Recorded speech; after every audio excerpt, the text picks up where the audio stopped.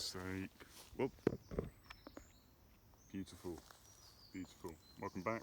I'm in the woods yet again with another one of these riff videos. I'm talking about something a bit different than I want to typically talk about. Mostly on this channel I've talked about psychology, philosophy, spirituality, meditation, psychedelics related topics, but today I'm going to be dipping my toes into topics of economics, of money, Bitcoin, and particularly the philosophical side of it. It's not something that's totally out of my depth. I've in the past studied a lot of economics at A level and university level. In fact, my degree was in economics, psychology, and philosophy, which is very interdisciplinary, obviously, approach, which I think has rendered me quite fortunate because it gives me, a variety of different, disciplinary approaches to understanding something which for many people is quite novel, and Bitcoin is obviously quite novel to a lot of people first coming to discover it, research it, learn about it, and that can make it quite intimidating for people, a bit scary, a lot of things really that I knew are obviously scary, but I'm sort of, through making some of this content, I'm trying to sort of provide sort of accessible explanations, at least from my own background and my own sort of understandings, to potentially help clarify other people's understanding, and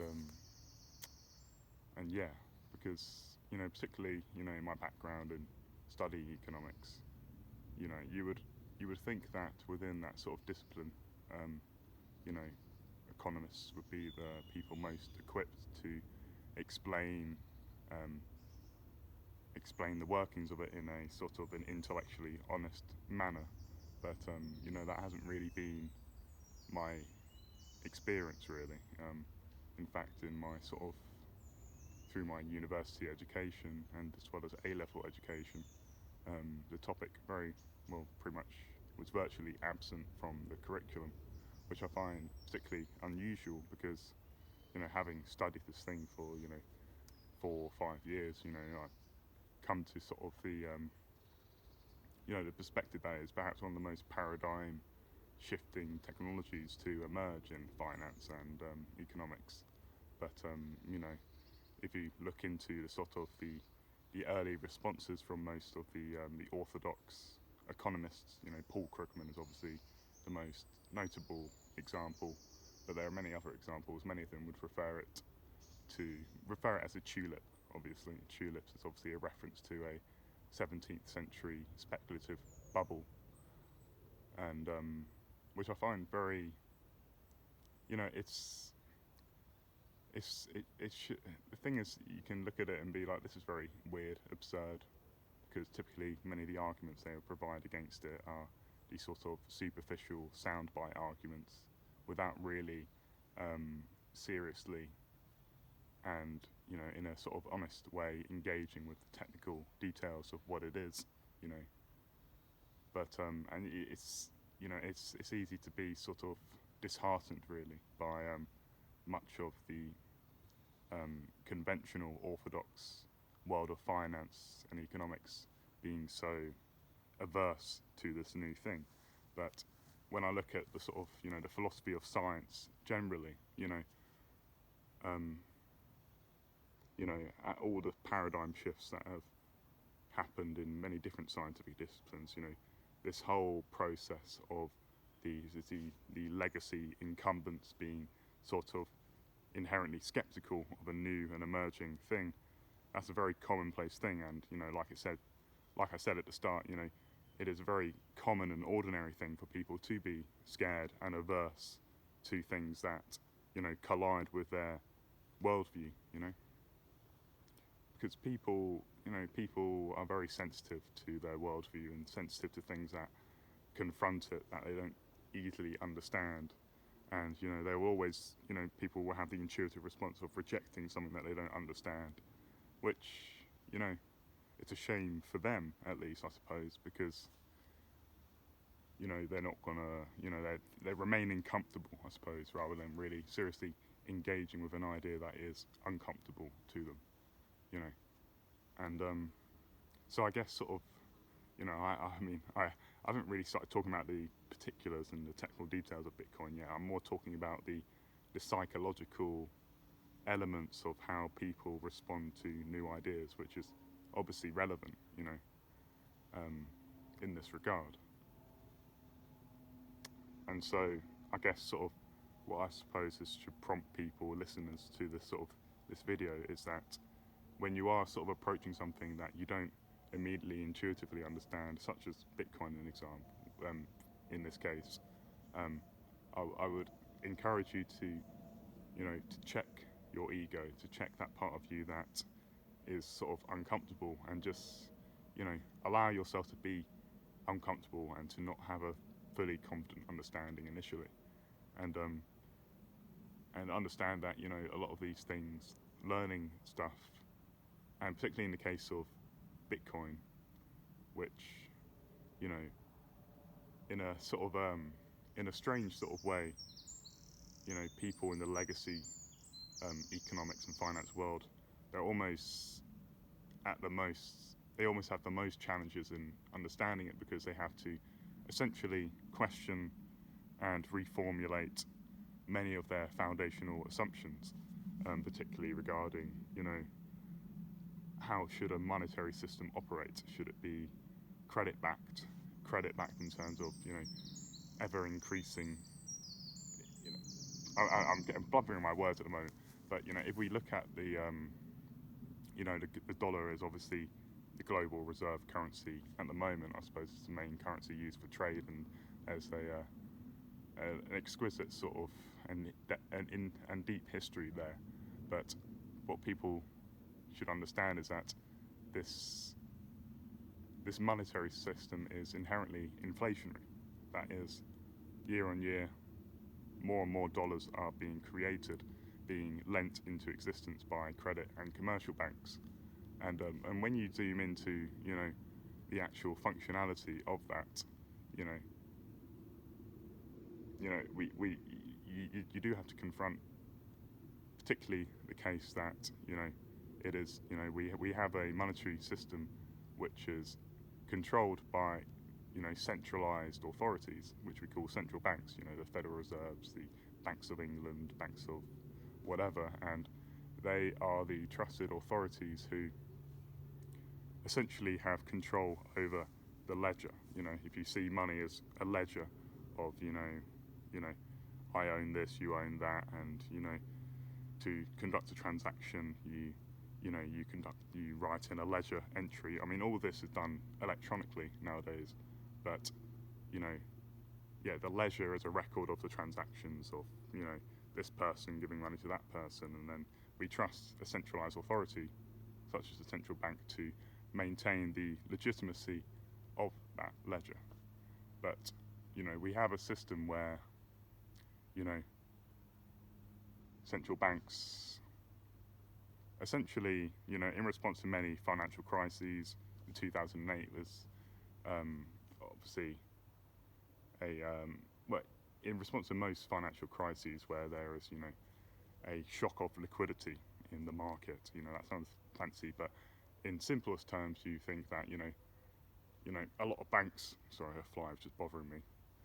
A lot of financial crises, a lot of bubbles happen when, there is a sort of a radical market. Sorry, this fly is really irritating me. There's a kind of, radical black swan event where a bubble essentially bursts, where a lot of value that people and investors and market participants thought was in the market really wasn't. It was illusory. It was artificial. And the subprime lending crisis that is often attributed to the cause of the 2008 crisis was a case of, there are lots of, mortgage-backed securities that are being sold as trustworthy loans, and often packaged up and rated by credit rating agencies as, AAA loans and stuff like that. I mean, The Big Short is a good movie if you want to sort of understand a bit of the nitty-gritty of this. But essentially there was a significant amount of fraud, a significant amount of mis-selling in the market, and when the market eventually, corrected, when these sort of things became more and more obviously apparent, that essentially a lot of people realised that, oh, the money that we thought we had is illusory, as they said, it's artificial, and the market will correct for this by significant drops in price. The S&P will drop significantly, and that's a financial crisis for you. That's how bubbles burst, and bubbles they happen. They happen throughout all history and stuff like that. But in our sort of contemporary financial environment, the way in which central banks and governments respond to financial crises is essentially through the creation of money from thin air, out of nothing, basically, in order to prop up insolvent banks and insolvent corporations and stuff like that. And this is a lot of the monetary measures they were called quantitative easing, for example, which is it's a monetary intervention that I think was pioneered by Japan in the early 2000s, but it became much more prevalent, much more popularly used following the 2008 crisis. And I'm not going to go into the technical details of it here, but I think it's important to, an idea I thought had recently is about how the actual phrase quantitative easing is a kind of Orwellian doublespeak, in the sense that it is almost euphemistic. It's sort of, it kind of conceals many of the significant negative impacts of this measure, and makes it dress up as something that is, non-offensive, kind of. It's we're just easing the quantitative monetary numbers of these insolvent banks, essentially. And this is how we, to save the financial market, save people's jobs and stuff like that.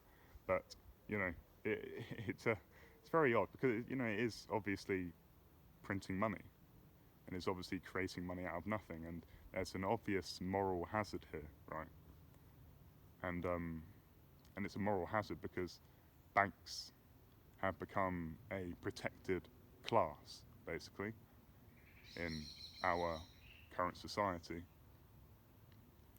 And and whilst such measures obviously prop up and keep the financial markets going, there's a whole question of, well, is the cure kind of patching over a deeper disease, kind of, and a deeper disease of having sort of kind of unaccountable banks who they're almost incentivized to engage in more and more risky behavior because they know they'll be bailed out for any mistakes. And I understand I've got a bit sidetracked from Bitcoin, but I'm talking about this issue with central banks controlling the monetary ledger, because it provides really the backdrop, the intellectual context and historical context for why Bitcoin in 2008 emerged out of that. Because in fact, I think there was a kind of message that Satoshi Nakamoto, who is the anonymous inventor / group of inventors who created Bitcoin, in the first block that was mined, involved in the first block was a sort of a message, and it was a reference to a Times headline, which was I can't reel it off exactly off the top of my head, but it was a reference to a few $100 billion bailout of the Bank of England that they did in response to the financial crisis. And if you look into the Bitcoin, the white paper, the Bitcoin forum posts, the conversations that occurred between Satoshi and many of the early crypto punk adopters, and contributors, developers of the Bitcoin network. You see very much the sort of the ideological and intellectual motivation behind Bitcoin, which was to create a monetary ledger that was divorced from trusted third parties. Trusted third parties being obviously central banks who control the ledger, and Bitcoin is a way of creating a monetary network that is whereby the creation of new bitcoins is coordinated by a sort of an algorithmic process. It's controlled by a voluntary protocol and a consensus procedure that people voluntarily opt into. Because, I mean, think about, our current monetary system, which is controlled by centralized authorities who we trust to not debase the ledger. We do not voluntarily opt into that right. We inherit it. We're born into it, right? And, like how you're born into whatever country you're born into. So there isn't really a voluntary choice there. It's just, you're forced to use dollars or pounds or yens or whatever to pay your taxes, to buy products and stuff like that. But the important thing about Bitcoin, obviously, is that, you can voluntarily adopt it, voluntarily enter into that network.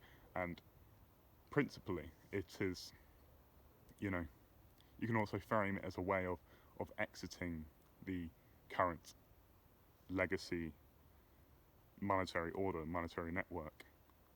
And, people from many Western countries or whatever who do not live in sort of, obviously hyperinflationary, obviously corrupt monetary environments, it may not seem obviously, immediately obvious why one would want to exit this sort of monetary environment. But of course, for those who are born into less fortunate circumstances, where they have to deal with, hyperinflationary environments, central banks debasing their currencies by, 50, 100%, Bitcoin is very much a lifeboat, and there's a significant humanitarian, I feel, necessity to that. And I think, there's a whole sort of saying where, people with a need for this technology, they will be naturally inclined to research it, to think about it. But but conversely, individuals who do not have a need for this technology, many people who are currently comfortable and benefit from the contemporary monetary world, they will be the slowest movers really to adopting this technology. And because, inflation will not bite into their savings as much. It will not become immediately obvious until it does become obvious, and then they get that curiosity to investigate deeper, to start thinking about it more and more. And in my own personal circumstance, I've always been curious about, this technology. Mainly because of, my own sort of natural curiosity to sort of thinking about the world, understanding the world, and particularly understanding the powers that be in this world, the economic and monetary powers, I've never, it's peculiar because, it did take a while for me to really, really, truly understand it and get it, and it took time. But an interesting thing about studying this digital currency and understanding economics, the history of central banking across, hundreds of thousands of years, it does very much, it questions a lot of foundational assumptions. One foundational assumption is obviously that slow and steady inflation is a desirable thing for an economy, and it's like, well, why is this? This is something that's so rarely questioned in economics, and it's peculiar to me, really. And I think that,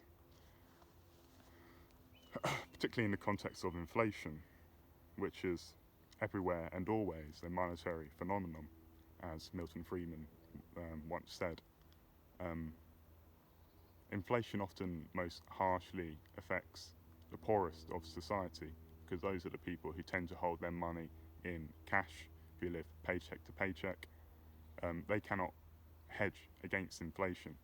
And this is the case obviously in my country, the United Kingdom, but it's even more obvious in many South American countries, many African countries who live in much more hyperinflationary environments. A sort of a startling thing to see is that people who are rich tend to be much better able to hedge against inflation by holding their wealth and money in the form of assets, real estate, and stocks, and and they can sort of, they can obviously benefit from central banks creating money and thereby creating a sort of further inflation in financial markets, in stock prices and stuff like that, and that protects them against the inflation of their cash. But poor people can't, and then poor people continue to see their their purchasing power whittle away, and they can no longer afford food, no longer afford housing, and this is a perverse environment. And I think particularly for younger people such as myself who look at the world that we live in today and see just how impossible it is to even own a home, even on a sort of a normal kind of wage, a normal salary from a normal job.